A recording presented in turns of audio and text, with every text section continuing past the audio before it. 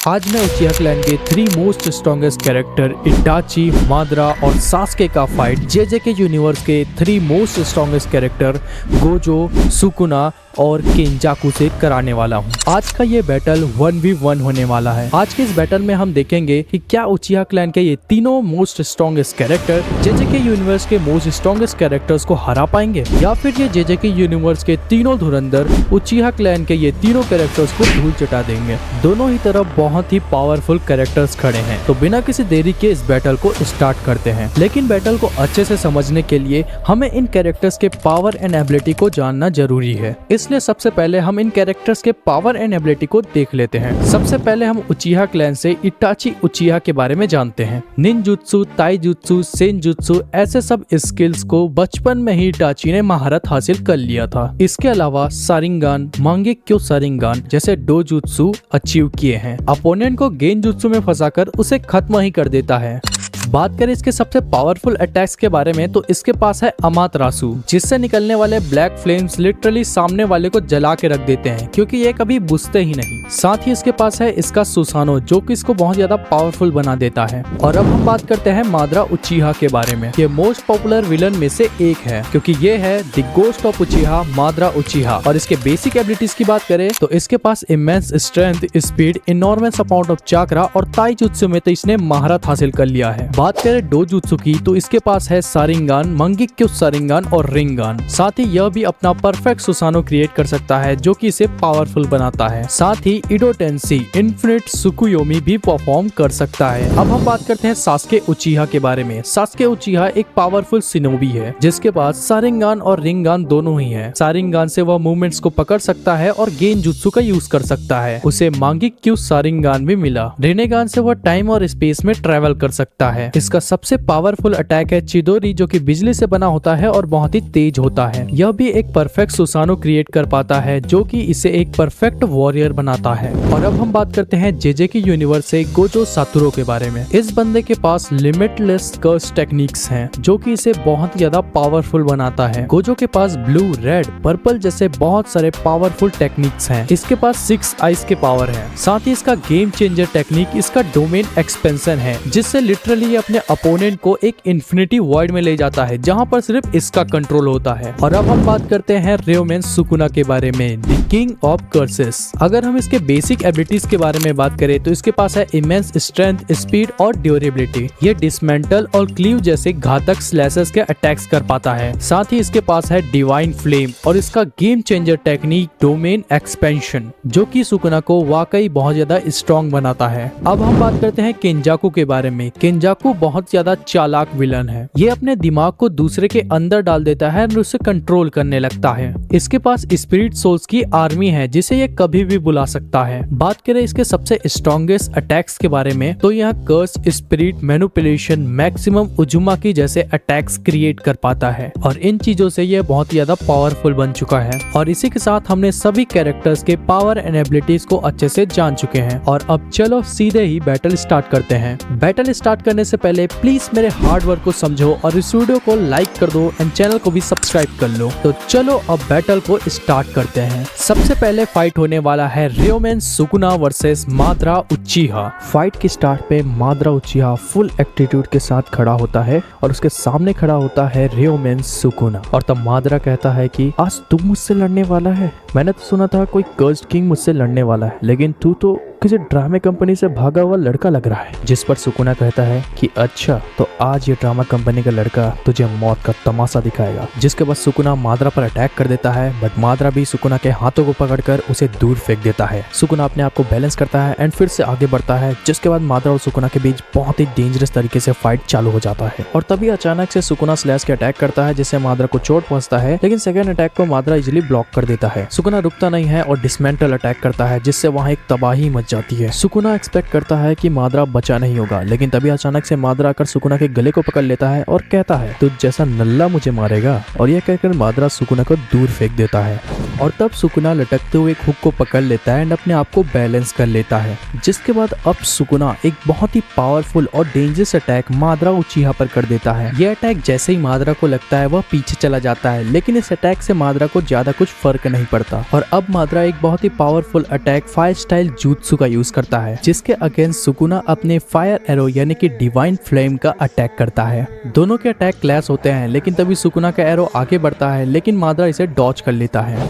Sukuna इससे गुस्सा होता है एंड वो लिटरली अब मल्टीपल स्लैशेस से माद्रा पर अटैक करता है। माद्रा इससे इंजर्ड हो जाता है एंड पीछे चला जाता है, लेकिन अगेन माद्रा को इससे कुछ भी ज्यादा फर्क नहीं पड़ता, जिसे देखकर अब सुकुना अपने सबसे पावरफुल अटैक डोमेन एक्सपेंशन को एक्टिव करता है। जैसे ही सुकुना डोमेन एक्सपेंशन को एक्टिव करता है, आसपास का पूरा एरिया मेलेवेंस श्राइन के अंदर में आ जाता है। माद्रा भी अब सुकुना के डोमेन एक्सपेंशन में ट्रैप हो जाता है और तभी उस पर एक बहुत ही घातक स्लैशेस के अटैक होते हैं, लेकिन ये स्लैशेस माद्रा के ड्यूरेबिलिटी के सामने कमजोर पड़ जाते हैं और तब माद्रा कहता है, तुझे क्या लगता है ये फालतू से अटैक मुझे मार पाएंगे? सुकुना यह देखकर बिल्कुल शॉक्ड था और तभी माद्रा अपने सुसानो को एक्टिव कर देता है। ये देखकर सुकुना का फट के चार हो जाता है, क्योंकि लिटरली माद्रा का सुसानो पूरा मेलेवेंस श्राइन को तोड़कर बाहर निकल आता है। सुकुना यह देखकर एक्सट्रीम लेवल पर गुस्सा हो जाता है एंड वह सोच लेता है कि अब वह माद्रा को मार के ही रहेगा। वही दूसरी ओर माद्रा भी अब इस खेल को खत्म करना चाहता है। ये बैटल का लास्ट मोमेंट होने वाला है। वही दूसरी ओर अब सुकुना अपने सबसे पावरफुल और फाइनल अटैक को एक्सट्रीम लेवल पर ले जाके डिवाइन फ्लेम का अटैक कर देता है। यह अटैक वाकई बहुत ही पावरफुल था, लेकिन माद्रा इससे बचने के लिए अपने सुसानो को परफेक्ट सुसानो में कन्वर्ट कर लेता है। माद्रा कहता है कि अब ये खेल यहीं पर खत्म, और यह कहकर वह कटाना निकालता है एंड उससे सुकुना को काट कर रख देता है। इस मुंह से बहुत ही गंदा वाला डिस्ट्रक्शन फैलता है और इसी के साथ सुकुना का अंत हो जाता है। बैटल के लास्ट में माद्रा कहता है कि ये बंदा पावरफुल तो था, मैं इसे याद रखूंगा। और अब फाइट होने वाला है सास्के उचिहा वर्सेस केंजाकू। फाइट के स्टार्ट में सास्के और केंजाकू दोनों ही आमने सामने खड़े होते हैं। तभी केंजाकू कहता है कि अच्छा तो तुम ही हो सास्के उचिहा, जिस पर सास्के आगे आता है और कहता है कि हाँ सास्के उचिहा तेरी मौत, जिस पर केंजाकू कहता है कि अच्छा तो अब मुझे बच्चे भी मारने लगेंगे। और तब सास्के और केंजाकू दोनों ही आगे बढ़ते हैं। सडनली सास्के केंजाकू पर अटैक कर देता है, लेकिन इस अटैक से केंजाकू बचता है एंड रिटर्न अटैक करता है। दोनों के बीच बहुत ही डेंजरस तरीके से हैंड टू हैंड कॉम्बैट होता है। इससे बहुत तबाही मचती है। सास्के बहुत सारे कुनाई के भी अटैक्स करता है, लेकिन केंजाकू इससे डॉज करने लगता है। सडनली सास्के एक बहुत ही पावरफुल चिदोरी से केंजाकू पर अटैक करता है, जिससे केंजाकू का हालत ही खराब हो जाता है एंड एक बहुत ही बड़ा डिस्ट्रक्शन होता है। इस डिस्ट्रक्शन के बाद केंजाकू को समझ आ जाता है कि सास्के पावरफुल तो है और उसे हल्के में लेना बहुत ही बड़ा भूल होगा। जिसके बाद केंजाकू अपने स्पिरिट सोल से सास्के पर अटैक करा देता है, जिसके अगेंस्ट सास्के अपने फायर स्टाइल जुत्सु का यूज करता है। इस अटैक से केंजाकू के स्पिरिट सोल्स मरने लगते हैं। सास्के अपने पावरफुल अटैक से सभी स्पिरिट सोल्स को मार देता है, जिसके बाद केंजाकू खुद मैदान में उतरता है एंड वह सास्के पर अटैक करता है, जिसे सास्के डॉज कर लेता है। केंजाकू फिर से अटैक करता है, लेकिन इस बार सास्के पीछे जाकर गिरता है। तभी सास्के अपने पावर से सुरिकेन को कंट्रोल करने लगता है, क्योंकि वो पहले ही सुरिकेन का अटैक कर चुका था। केंजाकू ने यह एक्सपेक्ट नहीं किया था, लेकिन वो इस अटैक से डॉज कर लेता है और तब केंजाकू अपना एक powerful attack curse technique manipulation को क्रिएट करता है। इससे वह अटैक करता है, लेकिन सास्के अपने रिंग गन की मदद से जगह रिप्लेस कर लेता है, जिससे केंजाकू का अटैक उसी को लग जाता है एंड एक बहुत ही बड़ा डिस्ट्रक्शन होता है। सास्के सेफ होता है और केंजाकू को समझ नहीं आता कि अभी कुछ सेकंड पहले क्या हुआ, और तब केंजाकू सोच लेता है कि अब खेल खत्म करना चाहिए। जिस पर सास्के कहता है तो ठीक है, मरने के लिए तैयार हो जाओ। और अब फाइनली केंजाकू फिर से अपना पूरा पावर लगा के कर्स्ड स्पिरिट मैनिपुलेशन क्रिएट करता है। इससे पहले कि वह अटैक करे, सास्के एक पूरे एस्ट्रॉइड को कंट्रोल करने लगता है और तुरंत ही इससे केंजाकू पर अटैक कर देता है, जिससे केंजाकू का वहीं पर खात्मा हो जाता है। इससे वहां एक बहुत ही बड़ा डिस्ट्रक्शन होता है और केंजाकू वहीं पर फिनिश।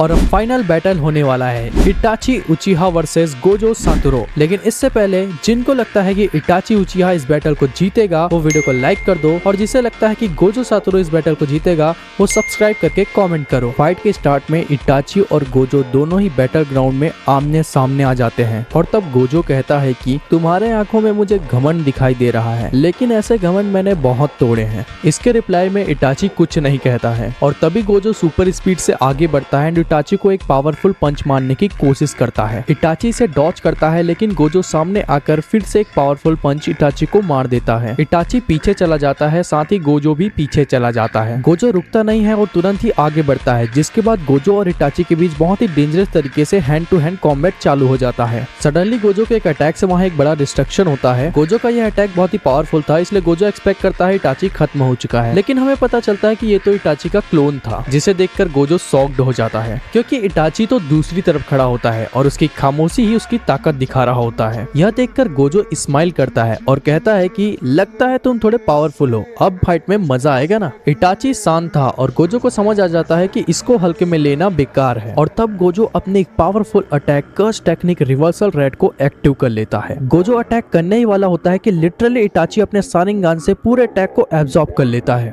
गोजो का फट के चार हो जाता है कि ये कैसे हुआ, और तब गोजो कहता है कि मैंने सही समझा था, तुम पावरफुल तो हो, लेकिन अब मेरे इन्फिनिटी वॉइड से बच के दिखाओ। यह कहकर गोजो अपने डोमेन एक्सपेंशन का यूज करता है, जिसमें इटाची ट्रैप हो जाता है। लेकिन गोजो का तो हालत तब खराब होता है जब वह देखता है कि इटाची फ्रीली मूव कर रहा है, वो भी इन्फिनिटी वॉइड में। ये देखकर गोजो बिल्कुल ही शॉक्ड रह जाता है और उसे कुछ भी समझ नहीं आ रहा था।